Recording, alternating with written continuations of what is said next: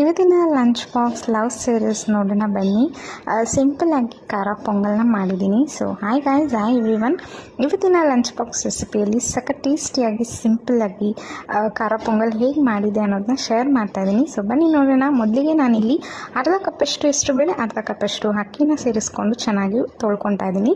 ಆನಂತರ ಅದಕ್ಕೆ ನಾನು 4 ಕಪ್ಪಷ್ಟು ನೀರನ್ನ ಸೇರಿಸ್ಕೊಂಡು ಸ್ವಲ್ಪ ಜೀರಿಗೆ ಸೇರಿಸ್ಕೊಂಡು ಒಂದು 4ರಿಂದ 5 ವಿಷಲ್ ಕೂಗಿಸ್ಕೊತೀನಿ.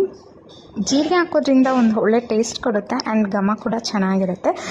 ಇಲ್ಲಿ ನಾನು ಸ್ವಲ್ಪ ಮೆಣಸನ್ನ ಕುಟಾಣಿಗೆ ಹಾಕ್ಬಿಟ್ಟು ಸ್ವಲ್ಪ ಒಂದು ಕ್ರಷ್ ಆಗೋ ಥರ ಅದನ್ನು ಜಜ್ಕೋತಾ ಇದ್ದೀನಿ.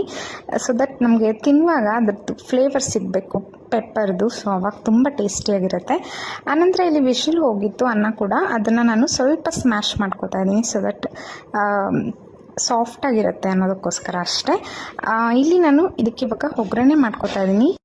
ಒಗ್ಗರಣೆಗೆ ನಾನಿಲ್ಲಿ ಒಂದು 3 ಟೇಬಲ್ ಸ್ಪೂನಷ್ಟು ತುಪ್ಪ, ಸ್ವಲ್ಪ ಎಣ್ಣೆನ ಸೇರಿಸ್ಕೊಂಡಿದ್ದೀನಿ. ತುಪ್ಪ ಮಸ್ಟ್ ಹಾಕ್ಕೊಳ್ಳಿ, ಪೊಂಗಲ್ಗೆ ತುಪ್ಪನೇ ಟೇಸ್ಟ್ ಕೊಡೋದು. ತುಪ್ಪ, ಜೀರಿಗೆ, ಮೆಣಸು. ಸೊ ಇದು 3 ತುಂಬ ಟೇಸ್ಟ್ ಕೊಡುತ್ತೆ.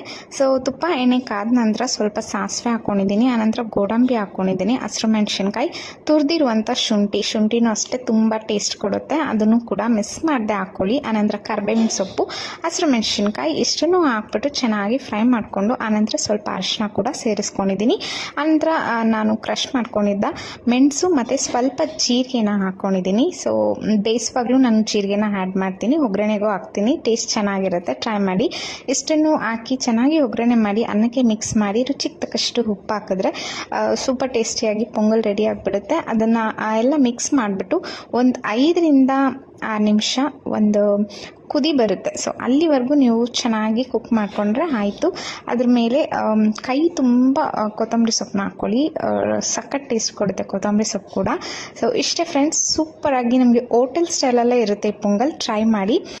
ಕೊನೆಯದಾಗಿ ಮೇಲೆ 1 ಸ್ಪೂನ್ ತುಪ್ಪ ಹಾಕ್ಕೊಂಡ್ರೆ ಪೊಂಗಲ್ ರೆಡಿ ಆಗುತ್ತೆ. ಅದ್ರ ಜೊತೆಗೆ ನಾನು ಪಪ್ಪಾಯ, ಸ್ವಲ್ಪ ಡ್ರೈ ಫ್ರೂಟ್ಸ್ನ ಕೊಟ್ಟಿದ್ದೆ. ಇದಾಗಿತ್ತು ಇವತ್ತಿನ ಲಂಚ್ ಬಾಕ್ಸ್ ಸೀರೀಸ್. ಸೊ ಇನ್ನಷ್ಟು ಹೊಸ ವೀಡಿಯೋಗೋಸ್ಕರ ನನ್ನ ಪೇಜ್ನ ಇವಾಗಲೇ ಫಾಲೋ ಮಾಡೋದು ಮರಿಬೇಡಿ. ಈ ವಿಡಿಯೋ ಇಷ್ಟ ಆಗಿದೆ ಲೈಕ್ ಮಾಡಿ. ಮುಂದಿನ ವೀಡಿಯೋದಲ್ಲಿ ಸಿಗ್ತೀನಿ. ಟಾಟಾ, ಬಾಯ್ ಬಾಯ್.